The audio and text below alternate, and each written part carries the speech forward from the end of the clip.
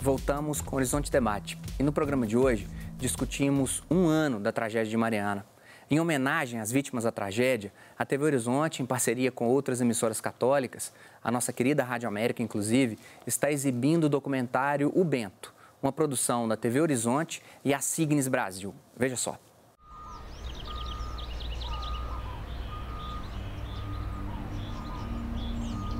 Os vizinhos de cima já gritando, corre, que a barragem rompeu. Que a barragem rompeu. Você tem um minuto para você correr ou morrer. Então nós optamos por correr. Aí nós saímos correndo, do jeito que nós estávamos na caminhonete rua. com mais de 15 pessoas. O suco ficou lá em cima da pia, a arroz ficou lá na mesa, a carteira dele em cima da mesa, minha bolsa ficou tudo. Nós saímos de nada, sem nada. Com 10 minutos acabou. Aí eu pensei em correr, falei, se morrer, vai morrer nós juntos. Porque eu tenho que tentar salvar eles. O Bento, terra da gente. Vamos lá. Teca, você queria fazer um comentário a respeito do que o João havia colocado. Eu queria colocar que, primeiro que as empresas já deveriam ter realizado as suas atividades com as barragens da maneira adequada, por isso já existiu toda a questão do licenciamento, né? Então, eu não quero entender que considerar uma tragédia desse tamanho como positiva para que as empresas possam melhorar as suas tecnologias, porque eu entendo que se não havia ainda condição, não deveriam ter começado a operar com barragens de rejeito. E um segundo ponto é que as empresas de mineração, na realidade, não mudaram a sua forma. Então, eu fui testemunha na unidade regional colegiada agora, 28 de junho, uma grande empresa de mineração insistir e levar muitos empregados para querer licenciar uma barragem chamada Maravilhas 3, em Itabirito, divisa com Nova Lima, com 6 propriedades, inclusive pessoas, condomínios, na chamada zona de autossalvamento.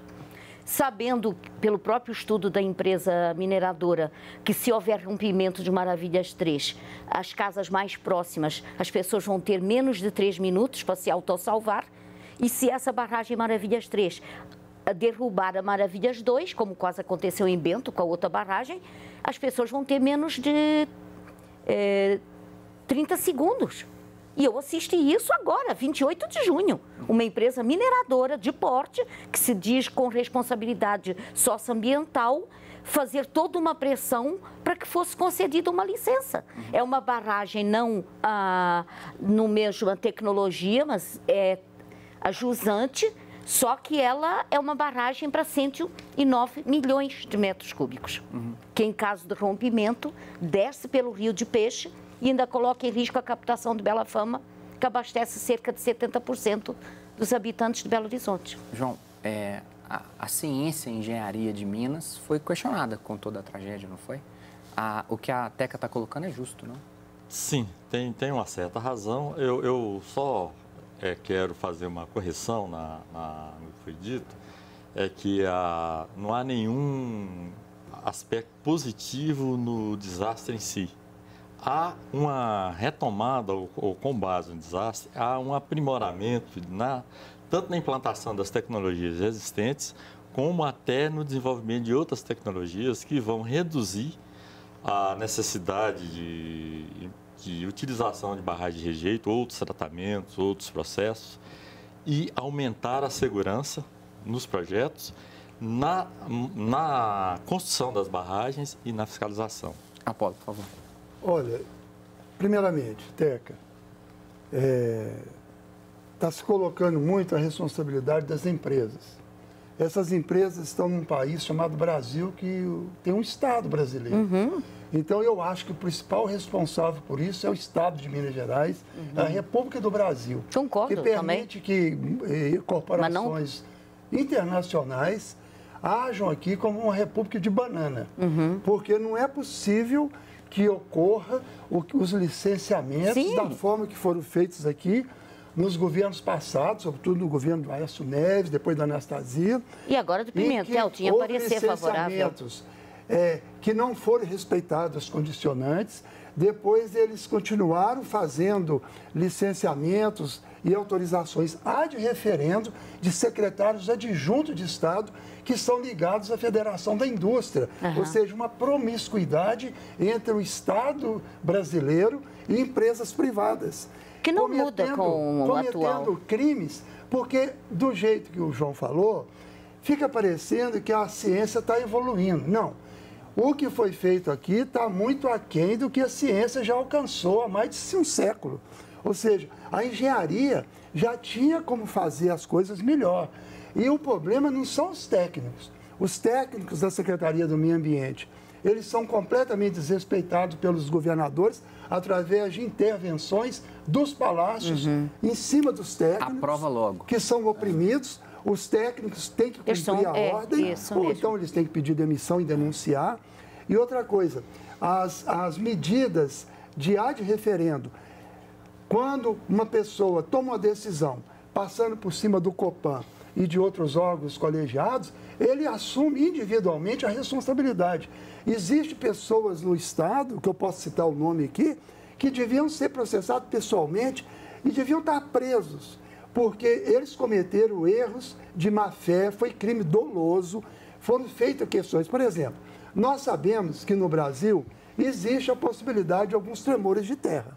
Eu não estou dizendo que foi isso que aconteceu lá, porque debaixo dessa região ferrífera, você tem estruturas calcárias, isso de milhões de anos. Então, de repente, essas estruturas calcárias, elas sofrem como é que chama? Colapsos, elas cedem.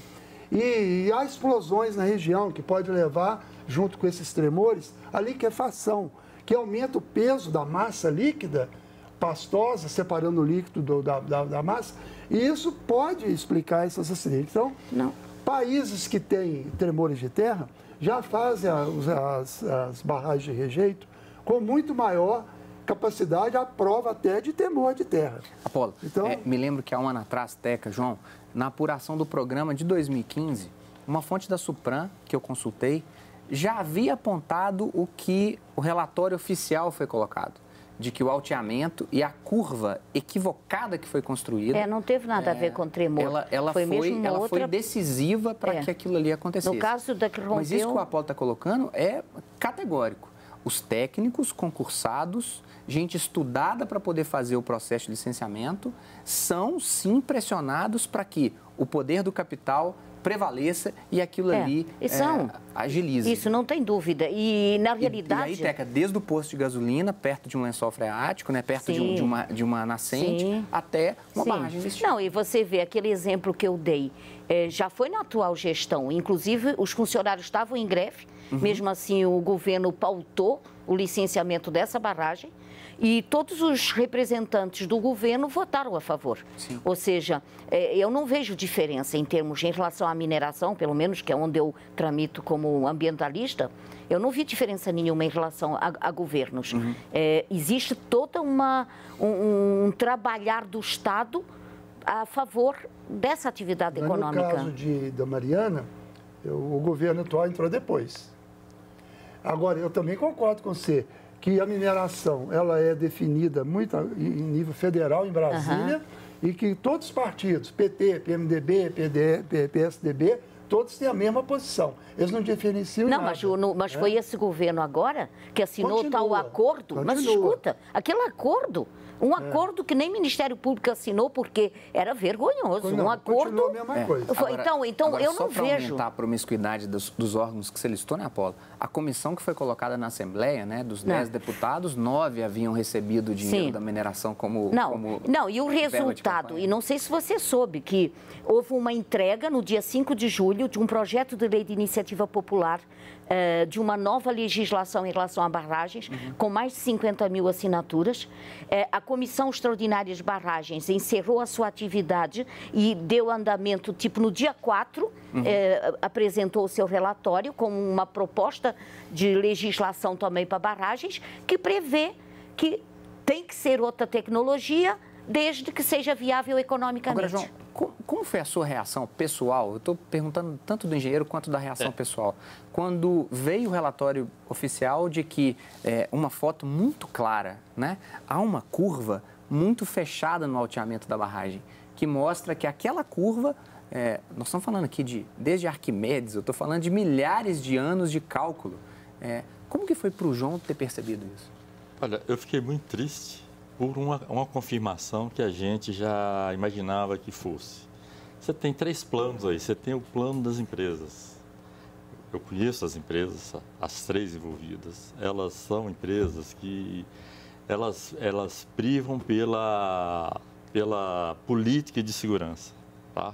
É claro que a mineração é uma atividade de risco alto e a orientação dada pela maioria das empresas, dos vamos dizer, diretores da empresa, é pela segurança.